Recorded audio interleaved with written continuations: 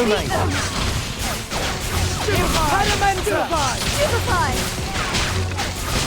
Well, this will be fun. In 2010, the first half of the Harry Potter and the Deathly Hallows movie adaptation was released. By this time, it was absolutely clear that Electronic Arts would publish several game versions on different platforms. This time there was again 3.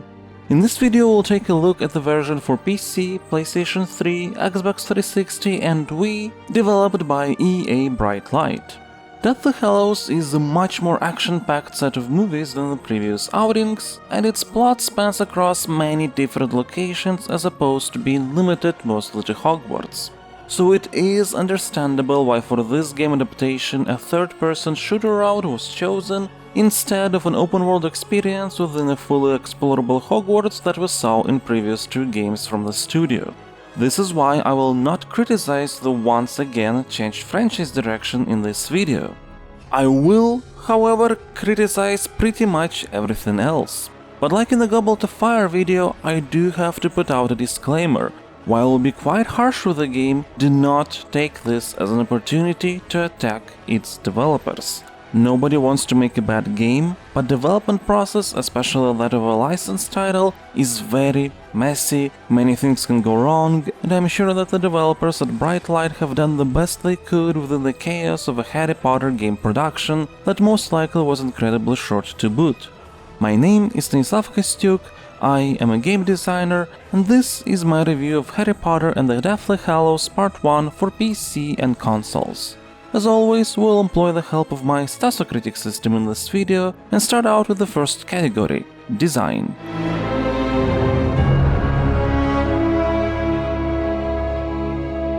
This category has the biggest weight, 4, as it's all about the way the game is played and built, and that defines most of our experience. Now, if you've watched my other videos on the channel, you know that I never dismiss a game just for having poor design. I apply the same amount of analytical effort and respect to the product regardless of its quality. But with Deathly Hallows Part 1, I'm quite at a loss. For example, the game is a cover shooter at heart, and you could talk about things like how not all cover fully protects Harry from uncommon magical attacks, how when you get back into cover after corner fire in standing position, Harry doesn't fully get back behind the wall. But why does it matter if sometimes Harry just doesn't get into cover in the first place even when he should? The cover action literally didn't work for me in the tutorial that taught taking cover, until after dozens and dozens of frantic button presses it did. I could talk about the flaws of the stealth levels, how there is no way to know if somebody is going to bump at you from behind, thus getting you out of invisibility and potentially leading to a mission fail, or how the invisibility cloak power getting recharged while standing still unless you're near an enemy is not the best design choice due to the possibility of getting cornered with no way to wait out the guards to go away on their patrol route. But what does it matter if sometimes the cloak power doesn't recharge even if you're far from enemies and you'll be forced out of your invisibility anyway? Or the fact that when you activate the cloak during combat, sometimes enemies lose sight of you if you move enough, and sometimes they don't and keep target fire at you even when you run while being invisible. I could talk about the flaws of the AI system, how opponents or allies are unlikely to take cover, how sometimes they don't try to flank one another, or how the search radius for cover for some enemies is too big, which leads to them running past you to a location far away. But why does it matter if sometimes both enemy and friendly AI doesn't do anything at all? Here's the thing about Deathly Hallows Part 1. It is a pretty broken game on a fundamental gameplay level where things quite often just won't work. Where sometimes a trigger after taking a quest object won't process until you reload the game. Where sometimes a dragon attack will kill you instantly even when usually you need to get damaged by the fire 3 times before dying. I can literally see how developers were scrambling to make something out of this game using new tech they were given. I can feel how bugs were closed as will not fix because they didn't have 100 reproduction rate, so you could technically complete the game and this thing just needs to get to Gold Master Stage in time, and that's the only thing that matters. And I can't help but feel bad for the people who had to go through that development cycle. So quite frankly, I don't really see the point in taking a look at the weird mission structure where unrelated to the main story goals become mandatory for completion, or discussing the failure of some levels to provide interesting battle arenas, or how there is barely any gameplay differentiation between different spells, the distance and field of view of the camera, how you can't fire continuously so you need to keep pressing your trigger over and over again, the lack of feedback regarding your health state or where you're getting fired from, or any of the other things I usually dissect in my videos. How can I, when half of the time I don't know if what I'm encountering is another glitch or an actual design flaw? If this were a functioning game, then yes, sure. Likewise, if it were a broken game with solid or promising design principles underneath the technical issues, then also yes, of course it would be interesting to discuss everything. But as it is now, should we take a look at all the scores for design, I will assign a 1. Not only is Harry Potter and the Deathly Hallows Part 1 deeply flawed on the game design level from many sides, half of the time it doesn't actually function.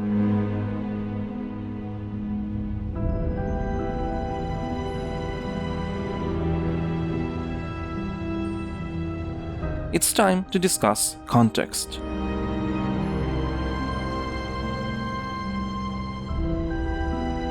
This category has a weight of 1 as it's about things that enhance the experience rather than define it, this time through plot, characters, motivation, etc. As with all other Harry Potter titles, we'll discuss how well the game handles this part on its own without relying on assumed knowledge of the source material it is based on.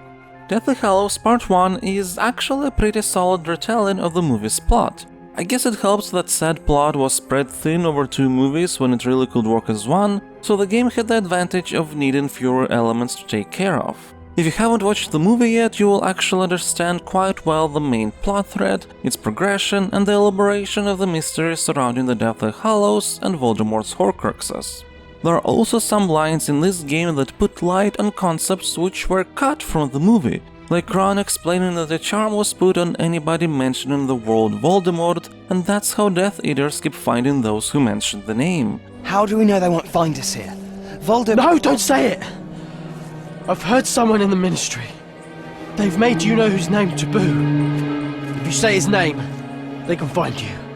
This wasn't present in the final cut of the movie, so there it felt like Death Eaters were just very good at tracking, and you don't actually get that Mr. Lovegood utters the name Voldemort on purpose, which is not a problem in the game. There are also some nice lore-related collectibles, more specifically the Potter Watch podcast-like thing made by Fred and George, which delves deeper into things happening at Hogwarts while we're out there searching for Horcruxes. All that said, while the game will transmit the main plot thread pretty well informationally speaking, it is lacking in properly setting things up and achieving drama. For example, in the movie, Ron leaving the group was something that was done after the tension of Voldemort's locket negatively influencing the characters has been increasing while they're trying to figure out how to destroy it. In the game, it sort of happens after one mission in the forest. Brilliant. But unless I've got it wrong, Gryffindor's sword is a fake. It's just like the Horcruxes. No one knows where the real sword is. Did you think we'd be finding a Horcrux every other day? You're supposed to be the one with the plan. You said we should do what Dumbledore wanted. Only Dumbledore didn't tell you anything, did he? Take off the locket, please, Ron. You wouldn't be talking like this if you hadn't been wearing it. Yeah, I would. And so would you if you were honest. Go home then. If you're so unhappy, go home to Mummy. Just leave the Horcrux.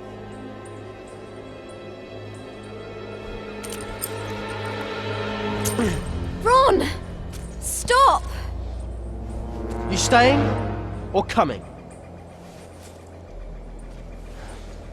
Ron! No! Please! While it still allows to build a clear picture of the story, dramatically it is not particularly fulfilling. And then there are mandatory side objectives you have to do between some main missions, like escaping from a dragon or helping Muggle-born wizards. They come out of nowhere and the game doesn't really explain how any of that is supposed to fit, they're just there. So if you open up all the scores for context, I will assign a 5. The main plotline is represented well, with all the required details present, though lacking in those that will build drama, but the lore-related Potter Watch podcast does bring more depth into the context of the world. though the mission structure is not explained at all, so there is quite a bit of confusion as well, but still the game does enough that the active experience of the story is enjoyable enough.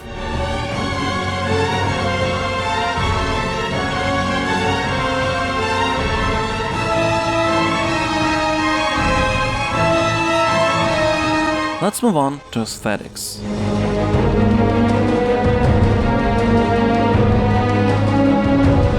This is another category with a weight of 1, as it is again about something that enhances the experience rather than defines it, this time through visual style, music, sounds, etc. Harry Potter and the Deathly Hallows Part 1 is an aesthetically inconsistent game. For example, the character models by themselves are actually quite nice and detailed, but they have wooden animations attached to them, lip-sync feels robotic like in some of the older games, and the lighting in levels works really weird on them. You can't help but feel that it's not how light should fall on these faces. Each particular level environment provides a unique feeling you wouldn't get in another mission, but within that environment there's not enough variety. So you'll quite clearly see the difference between the wedding mission, a city sneaking level, the Ministry of Magic, but within those levels you'll have a hard time understanding what you're looking at or where you need to go, because everything looks the same. And if it would be on purpose in some specific location, like for example when you're infiltrating the Ministry, it would make sense, that would feel fine. But this sameness is something you feel in all levels, and often will find yourself not quite understanding where you need to go to progress. On the soundscape aspect, there is nothing impressive either. The voice acting is fine enough, sound effects, well, they're there, I guess. The most disappointing aspect is probably the music. Order of the Phoenix and Half-Blood Prince had some absolutely fantastic tracks. Deathly Hallows Part 1 though has a score that certainly fits what happens on screen. I can't call it bad, but ultimately it is sort of forgettable.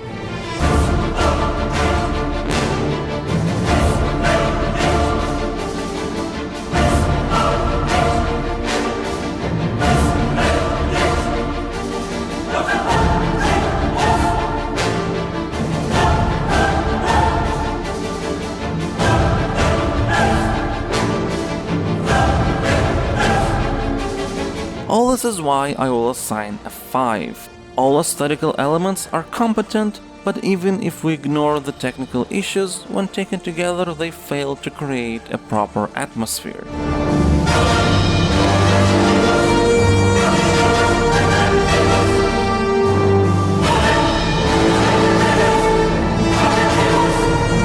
Now let's move on to Cohesion.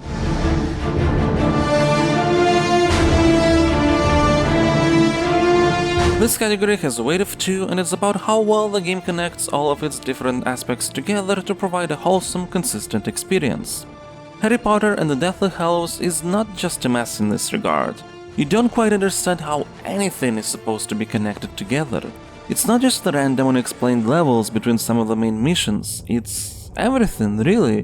Why is a city environment that houses a secret magic ministry full of wizards and there is not a single normal person? Why is there a newspaper in a dragon's den? Why sometimes getting out of the invisibility cloak will lead to a failure of the mission and sometimes it won't? Why do muggles noticing you when you're not invisible leads to a failure and then after an arbitrary checkpoint it won't? Why some potions to pick up are used automatically and why some have to be used manually and how to distinguish between them? If you open up all the scores for Cohesion, I will assign a 1. There is just so many things that don't make sense in this game that it doesn't feel like it tries at all.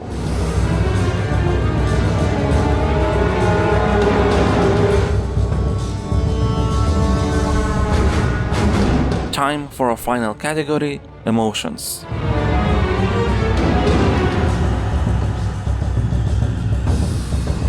This is the most subjective category of Stasocritic, but it's got the second biggest weight, 3, as at the end of the day it's our personal feelings that matter more than almost everything else. And here I will open up the possible score straight away to assign a 2. I was literally angry with the game, how consistent it was at being inconsistent, how I would never know if something is not happening because the game broke again or I just didn't do something right. I will be honest, I will drop it right during the second mission if I weren't doing a review and research wouldn't show that there are some things I need to check out before building my arguments. I eventually dropped it mid-game and watched the rest of the story on YouTube to know how to rate the context category. It just wasn't a pleasant experience at all. Let's summarize everything.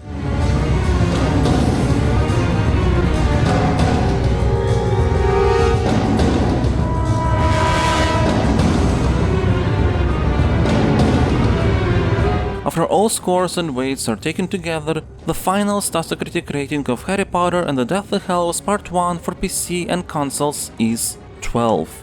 It's a really awful experience, being borderline unplayable with only the license providing some saving grace. And look, if you happen to enjoy the game despite all its problems, that's great. All power to you, this video is literally not meant to attack or invalidate your enjoyment. If you find fun in this, that's what matters, so don't let me or anyone else try to take it away from you. But I wouldn't be able to recommend this game to anyone. In fact, I think I would rather recommend to actively stay away from it. This is the epitome of a rushed licensed movie tie-in release. Any ambition that the project might have had at the start was clearly trumped by how forcefully and quickly it had to be put out of the door. Even if you're a Harry Potter fan, I'm not sure that playing this for completionist purposes is worth it. There are much better ways to spend your time. Thank you all for watching. A special thank you goes to everyone supporting me on Patreon. If you like what I'm doing, feel free to check out my campaign at patreon.com/Farlands, which also is now mirrored in the YouTube membership possibilities. You can join as a member directly on YouTube with all the same perks. All support is greatly appreciated. Thank you.